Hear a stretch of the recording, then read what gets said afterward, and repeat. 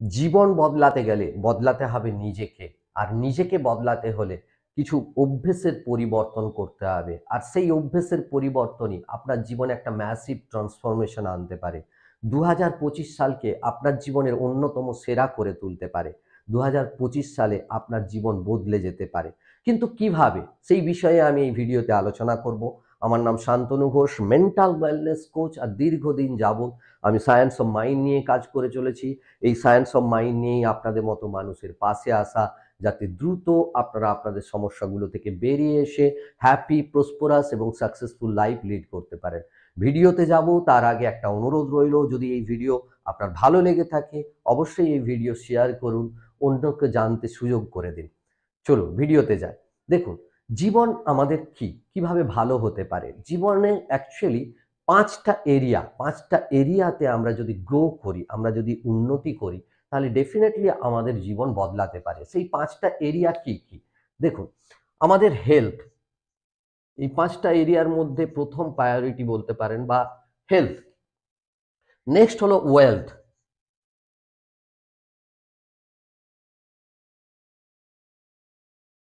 3 নম্বর হলো সাকসেস।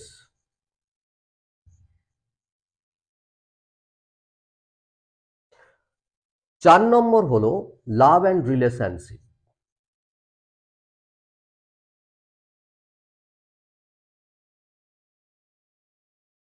আর 5 নম্বর হলো হ্যাপিনেস। এই পাঁচটা এরিয়াতে আমরা যদি চেঞ্জেস আনি, এই পাঁচটা এরিয়াতে যদি আপনি গ্রো করেন, তাহলে আপনার জীবন বদলাতে পারে। কিন্তু কিভাবে এই পাঁচটা এরিয়াতে বদল আনা যায় বা গ্রো করা যায়? আমরা প্রত্যেকেই চাই সাকসেস, আমরা প্রত্যেকেই ভালো স্বাস্থ্যের অধিকারী হতে চাই, আমরা প্রত্যেকেই চাই ওয়েলথ অর্থাৎ কিছু সম্পদের অধিকারী হতে, আমরা চাই লাভ অ্যান্ড রিলেশনশিপ, আমরা ভালো সুসম্পর্ক গড়ে তুলতে চাই, ভালোবাসা পেতে চাই। আর আমাদের সব কিছু এই চারটের উদ্দেশ্যই হলো আমাদের জীবনকে হ্যাপি করে তোলা, আমাদের জীবনকে খুশিতে ভরে তোলা। তো এই পাঁচটা এরিয়াতে আমরা যদি গ্রো করি, তাহলেই আমাদের জীবন বদলাতে পারে। কিন্তু কিভাবে? যা আপনি 2024 সালে করেছেন তা যদি সেম রিপিট করেন 2025 সালে, তাহলে যা আপনার জীবন ছিল 2024 সালে যেভাবে কাটিয়েছেন, 2023 সালে যেভাবে কাটিয়েছেন, সেইভাবেই আপনার কাটবে। কিন্তু কিছু কিছু চেঞ্জেস যদি আনেন নিজের মধ্যে, তাহলে সেই চেঞ্জেস, সেই অভ্যেস হতে পারে বা আরো অনেক কিছু হতে পারে, সেগুলো আমি ব্যাখ্যা করব। তো সেই চেঞ্জেস আপনার জীবনে অনেক বদল আনতে পারে, আপনার জীবনে ম্যাসিভ ট্রান্সফরমেশন আনতে পারে এবং 2025কে অনেক অনেক প্রোডাক্টিভ করে তুলতে পারে আপনার জন্য।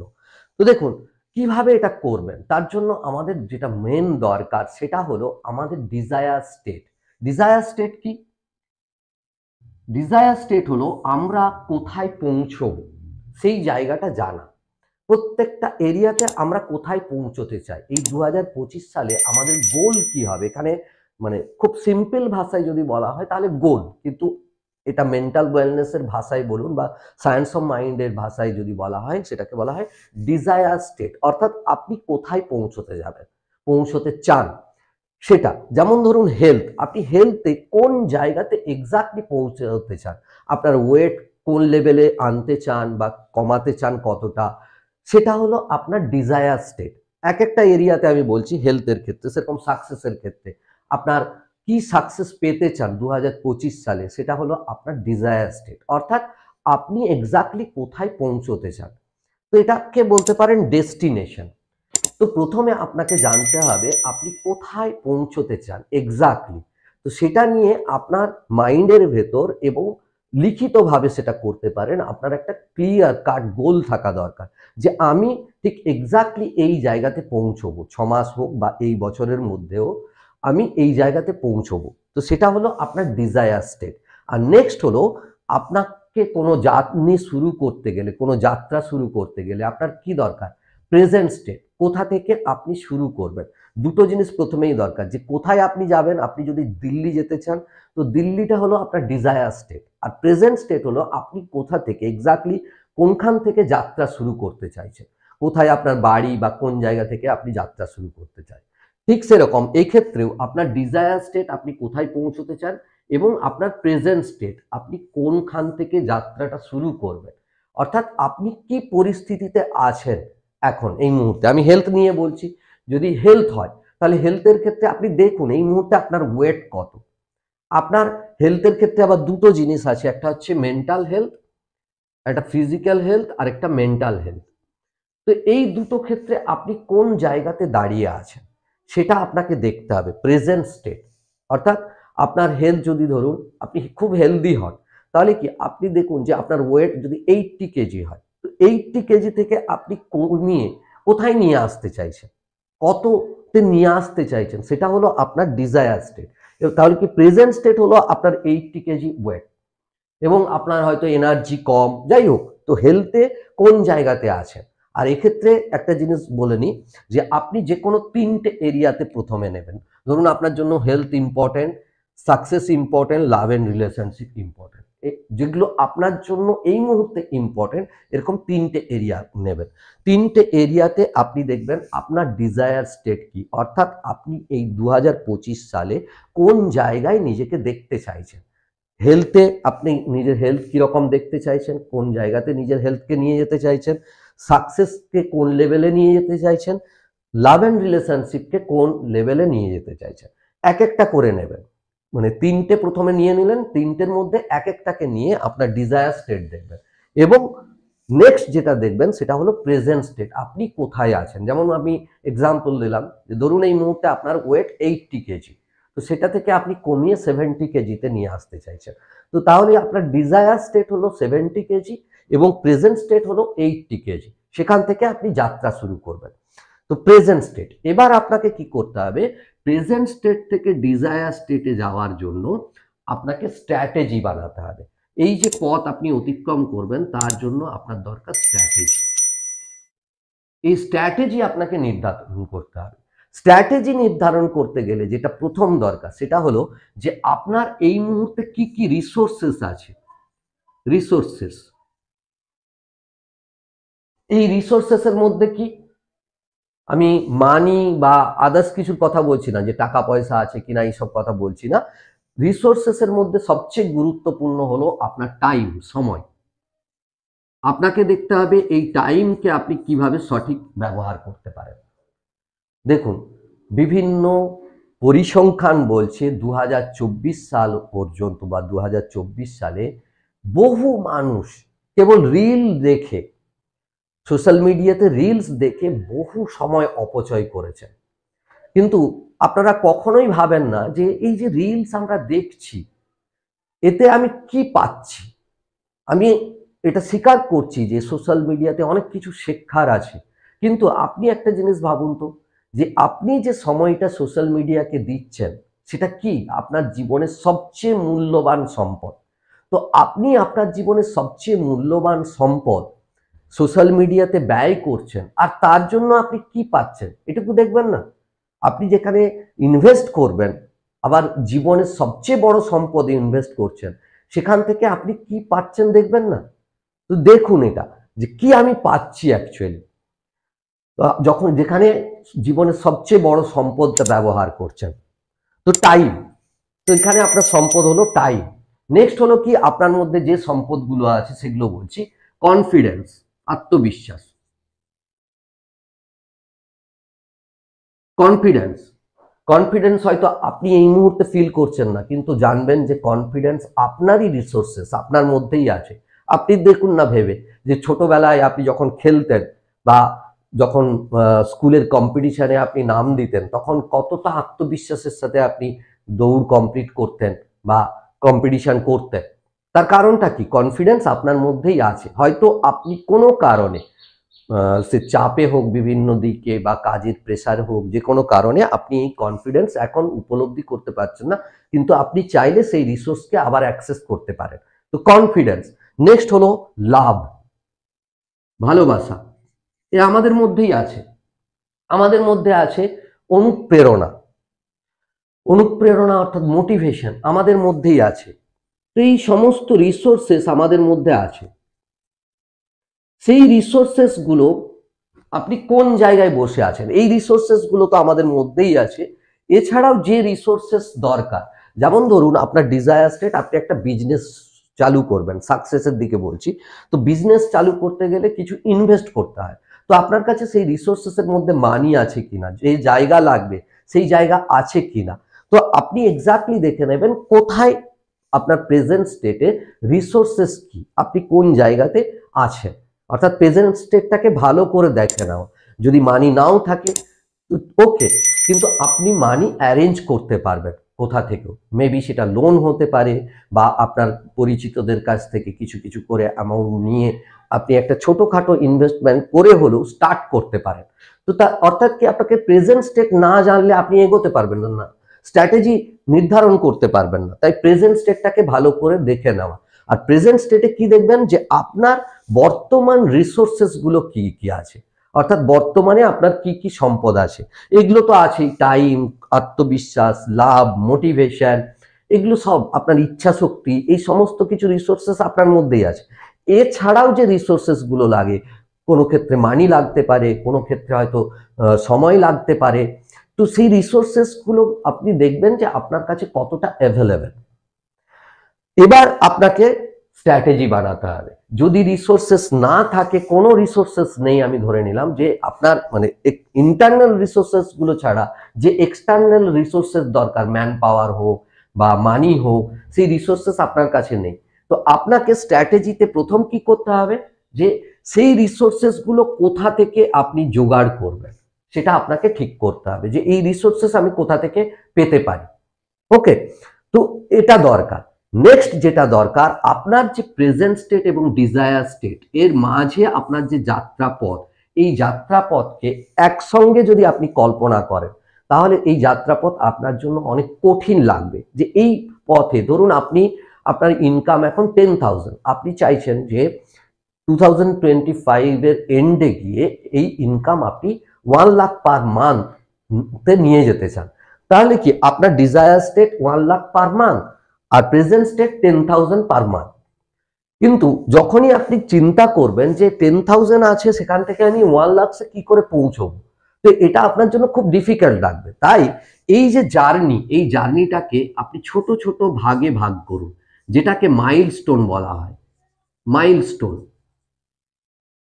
আর এই মাইলস্টোন যদি থাকে আপনার, তাহলে আপনি বুঝতে পারবেন এক্স্যাক্টলি আপনি কতটা করে ইমপ্রুভ করছেন। যেমন কি, পথের ধারে মাইলস্টোন দেখে আমরা বুঝতে পারি যে হ্যাঁ, দিল্লি এত কিলোমিটার বাকি। কলকাতা থেকে দিল্লি যাবেন, তো কলকাতা থেকে বেরিয়ে আপনি বুঝতে পারবেন যে আমি 10 কিলোমিটার এলাম, আমি 20 কিলোমিটার এলাম, আমি 100 কিলোমিটার এলাম। তার কারণটা কি? তার কারণ হলো এই মাইলস্টোন। মাইলস্টোন দেখেই আপনি বুঝতে পারেন। ঠিক সেরকম এইগুলোকে ছোট ছোট চাঙ্ক সাইজে ভাগ করে নিন। আপনার যে গোল, সেটাকে আপনি ছোট ছোট চাঙ্ক সাইজে ভাগ করে নিন, আর সেগুলোই হবে আপনার মাইলস্টোন। যে আমি 1 মাসে এই কাজটা করব বা 2 মাসে এই কাজটা করব, তার থেকে আমার এই ইনকামটা আসতে পারে। 10,000টা আমি 15,000-এ নিয়ে যেতে পারি, 10,000টা আমি 20,000-এ নিয়ে যেতে পারি। তো ছোট ছোট চাঙ্ক সাইজে, অর্থাৎ ছোট ছোট ভাগে বিভক্ত করে নিই। এটা স্ট্র্যাটেজির একটা অন্যতম পার্ট। এরপরে দেখুন যে প্রথম যে আমার মাইলস্টোন, সেই মাইলস্টোনটাতে পৌঁছতে গেলে আমাকে কি কি করতে হবে। আমার যে অভ্যেস, দৈনন্দিনের অভ্যেস, সেই অভ্যেসের কি বদল করতে হবে। যদি হেলথ হয়, আমি হেলথ নিয়ে আবার বলছি, যে যদি হেলথ হয়, তো হেলথে আমাকে মর্নিংয়ে উঠতে হবে। আর্লি মর্নিং আমি উঠলে সময় পাবো। তো আর্লি মর্নিং কটার সময় উঠতে হবে, কটার সময় উঠে কতক্ষণ আমি এক্সারসাইজ করব। অন্তত কিছু না হোক, আমি যদি 100 মিটারই প্রথম দিন শুরু করি, কিন্তু ছোট ভাগে ভাগ করুন। আপনি প্রথমেই ভেবে নিলেন যে আমার হেলথকে 70 কিলোতে নিয়ে আসতে হবে, অতএব আমাকে 5 কিলোমিটার দৌড়তে হবে। তাহলে কি আপনি প্রথমেই একটা ভুল স্ট্র্যাটেজি বানিয়ে নিলেন, যার জন্য আপনি হয়তো 2 দিন 3 দিন ভোরে উঠে দৌড়তে যাবেন, তারপর আবার যথারীতি পুরনো অভ্যেসে ফিরে যাবেন। কেন কি? আপনার মাইন্ড মেনে নিল না সেটাকে। আপনার মাইন্ড যদি না মেনে নেয়, আপনি সেই কাজ করতে পারবেন না। তাই নিজেকে দেখুন যে এক্স্যাক্টলি আপনি কি ছোট ছোট অভ্যেসে বদল আনবেন। হ্যাঁ, আপনি ঘুম থেকে উঠছিলেন 7টার সময়, আপনি আধ ঘন্টা আগে নিয়ে আসুন, 6টা 30-এ ঘুম থেকে উঠুন। আপনি প্রথম দিনেই ঠিক করলেন যে আমি 5টায় ঘুম থেকে উঠবো, সেটা করলে এটা অনেক চাপের হয়ে যায়। সেক্ষেত্রে আপনার মাইন্ড এটাকে ছেড়ে দেয়, সেই অভ্যেস আর গড়ে তোলে না। তাই ছোট ছোট ভাগে ভাগ করে আপনি দেখুন, আমি প্রথম দিন বেরোবো, বেরিয়ে আমি 500 মিটার হাঁটবো। তো ছোট গোল, এইভাবে ছোট ছোট গোল নির্ধারণ করুন এবং সেগুলোকে অ্যাচিভ করুন। আর সবচেয়ে গুরুত্বপূর্ণ হলো, যখনই এক একটা মাইলস্টোন বা এক একটা গোল আপনি অ্যাচিভ করবেন, এক একটা ধাপ আপনি পেরোবেন, সেটাকে সেলিব্রেট করুন। ছোট ছোট ভাবে হোক সেলিব্রেট করুন, একটা চকলেট দিয়েও সেলিব্রেট হতে পারে। তো সেইভাবে সেলিব্রেট করুন। তাহলে কি হবে, আপনার যে মোটিভেশন, আপনার যে কারেজ, সেটা জেগে উঠবে, আপনার মধ্যে আরো উৎসাহ জাগবে সেগুলোকে করার। তো সেলিব্রেট করুন, আমরা সেলিব্রেট করতে ভুলে যাই। তো এইভাবে ব্যবহার করুন। আর নেক্সট হচ্ছে, দেখুন যে এই যে তিনটে আমি বললাম, প্রথমে তিনটে নিয়ে তার এক একটা করে এইভাবে ভাগ করে প্রেজেন্ট স্টেট এবং ডিজায়ার স্টেট দেখুন, সেখানে কি কি রিসোর্সেস দরকার সেটা দেখুন, সেই রিসোর্সেস গুলোর মধ্যে আপনার কাছে কি কি রিসোর্সেস আছে, যেগুলো ইন্টারনাল রিসোর্সেস, টাইম, কনফিডেন্স, লাভ, মোটিভেশন বা যে কারেজ, এই সমস্ত কিছু আপনার কাছে আছে, সেগুলোকে কিভাবে ব্যবহার করতে পারেন দেখুন। নেক্সট দেখুন যে আপনার এক্সটার্নাল রিসোর্সেস কোনগুলো রাখবে, সেগুলোকে কোথা থেকে অ্যারেঞ্জ করতে পারেন। তো এইভাবে এক একটা এরিয়াতে যখন হয়ে যাবে, তিনটে এরিয়াতে করার পর এবং আপনি শুরু করার পর যখন 1-1.5 মাস এটাকে কন্টিনিউ করলেন, অভ্যেসের বদল আসলো বেশ কিছু, তখন দেখবেন আপনার জীবনে ট্রান্সফরমেশন আসছে। আর তারপরে বাকি যে এরিয়াগুলো, অটোমেটিক সেই এরিয়াগুলোর উপর প্রভাব পড়বে, কিন্তু তারপরে সেই এরিয়াগুলোকে গুরুত্ব দিন। বাকি যে দুটো এরিয়া থাকছে, সেই এরিয়াগুলোর জন্য আপনি আবার এইভাবে স্ট্র্যাটেজি বানান। তো দেখুন, এইভাবে যদি করেন তাহলে ডেফিনেটলি আপনার প্রেজেন্ট স্টেট থেকে ডিজায়ার স্টেটে পৌঁছবেন। এবং তাতে কি হবে, তাতে আপনার মানে প্রত্যেকেই যে গোল ঠিক করে, গোল ঠিক করার পরে ছেড়ে দেয়, দেখবেন না এই 2025-এ অনেকে প্রতিজ্ঞা করবেন, প্রমিস করবেন যে এই 2025-এ আমি হেলথের উপর গুরুত্ব দেবো, জিমে ভর্তি হবেন এবং 1 সপ্তাহ 2 সপ্তাহ যেতেই জিম খালি হয়ে যাবে। প্রথমে জিমগুলো ভরে যায়, কিন্তু তারপরে 1 সপ্তাহ 2 সপ্তাহ যেতে যেতে সব জিমে যারা ভর্তি হন তারা ছেড়ে দেন। কেন ছেড়ে দেন, পারেন না কেন? তার কারণ মাইন্ডের অ্যাকসেপ্টেন্স নেই। একসঙ্গে মাইন্ডকে অনেক কিছু দিয়ে দেওয়া, আর মাইন্ড সেটাকে অ্যাকসেপ্ট করে না, সেটা হ্যাবিটে পরিণত করতে পারে না, যার ফলে কি হয়, ছেড়ে দেন। তো আপনি যদি এইভাবে স্ট্র্যাটেজি বানান এবং দেখেন ইকোলজি চেক, সায়েন্স অফ মাইন্ডের একটা খুব গুরুত্বপূর্ণ জিনিস হলো ইকোলজি চেক এবং নিউরোলজিক্যাল অ্যালাইনমেন্ট, খুব গুরুত্বপূর্ণ টেকনিক। তো এগুলো তো আমি এখানে শেখাতে পারবো না, আমার মেন্টাল ওয়েলনেস মাস্টারি প্রোগ্রামে বা এনএলপিতে আমি এগুলো শেখাই। তো দেখুন, তো নিজেকে এইভাবে স্ট্র্যাটেজি বানিয়ে যদি ইয়ে করেন, স্টেপ বাই স্টেপ এগোন, তাহলে ডেফিনেটলি অনেক ইমপ্রুভ হবে এবং আপনার জীবনে একটা ট্রান্সফরমেশন আসবে। আরেকটা জিনিস বলে নিই, এই যে ডিজায়ার স্টেট বা গোল সেটিং নিয়ে নির্দিষ্ট ভিডিও আছে আমার চ্যানেলে, কিভাবে পার্টিকুলারলি গোল সেট করবেন যাতে আপনার মাইন্ড সেটাকে গ্রহণ করে, সেটা থেকে আপনি কখনো বেরিয়ে না আসেন। সেই গোল সেট করার পদ্ধতি আমি নির্দিষ্ট ওয়েতে একটা ভিডিও আছে, সেই ভিডিও আপনারা চাইলে দেখতে পারেন, আমি ডেসক্রিপশনে লিংক দিয়ে দেবো। তো এইভাবে করার পর যেটা আপনাদেরকে করতে হবে, বাকি দুটো এরিয়াতে এবার ঠিক করে নিন যে এই এরিয়াগুলোতে কি হবে। কারণ 3টে এরিয়া প্রথমে নিয়েছিলেন, বাকি দুটো এরিয়া বাদ ছিল, সেইগুলোর ওপরে প্রভাব যদিও পড়বে, কিন্তু আপনাকে সেইগুলোর ওপরেও স্টেপ নিতে হবে, তবেই এন্টায়ার লাইফে বদল আসবে, পুরো জীবনটাতে বদল আসবে, না হলে কিন্তু আসতে পারে না। আর এই 5টা এরিয়াতে যদি না গ্রো করেন তাহলে ব্যালেন্সও আসবে না জীবনে। তাই 5টা এরিয়ার উপরেই কাজ করতে হবে। এবার দেখুন, এই যে হ্যাবিটের বদলের জন্য যেটা গুরুত্বপূর্ণ আপনাকে বুঝতে হবে যে আপনার কনসাস মাইন্ডের ক্ষমতা আছে আপনার আনকনসাস মাইন্ডকে ট্রেনিং দেওয়া। কনসাস মাইন্ডের রেসপন্সিবিলিটি অনেক কম, কনসাস মাইন্ডের ক্ষমতা যদি বলেন তাহলে কম সে তুলনায়, মানে 10% রেসপন্সিবিলিটি আমাদের কনসাস মাইন্ড নেয়। কিন্তু কনসাস মাইন্ডের একটা ক্ষমতা আছে আপনারা আনকনসাস মাইন্ডকে ট্রেনিং দেওয়া। আপনার যাই ট্রেনিং হয়ে থাকুক, নেগেটিভ চিন্তার হোক বা কিছু বদ অভ্যেসের হোক, যেটাই হোক, তার বদল করার ক্ষমতা কনসাসলি কমান্ড দিয়ে আপনি করতে পারেন, অর্থাৎ কনসাসলি আপনি চেঞ্জ করতে পারেন। যেমন দেখবেন না, এই যে আপনারা গাড়ি চালানো শেখেন, কার হোক বা বাইক হোক, তো প্রথম প্রথম কি হয়, মনে হয় খুব জটিল কাজটা, আর সেই সময়টা কনসাসলি সবকিছু করতে হয়, অর্থাৎ সচেতন ভাবে সবকিছু করতে হয়। কখন ক্লাচ করবেন, কখন ব্রেক করবেন, কখন আপনি স্টিয়ার করবেন, সবকিছু ভেবে ভেবে ভেবে ভেবে করতে হয়। আর সেই কাজটা অনেক জটিল মনে হয়। তো প্রথম প্রথম যা অভ্যেসই আপনি গড়ে তুলুন সেটা কয়েকদিন জটিল লাগবে। তারপরে এই গাড়ি চালানোই আপনার পক্ষে কত সোজা হয়ে যায়। আপনি পাশে সিটে বসে থাকা বন্ধুর সঙ্গে আরামে গল্প করতে করতে কয়েক 100 কিলোমিটার গাড়ি চালিয়ে নেন, আপনার কিছু মনেই হয় না। তার কারণটা কি?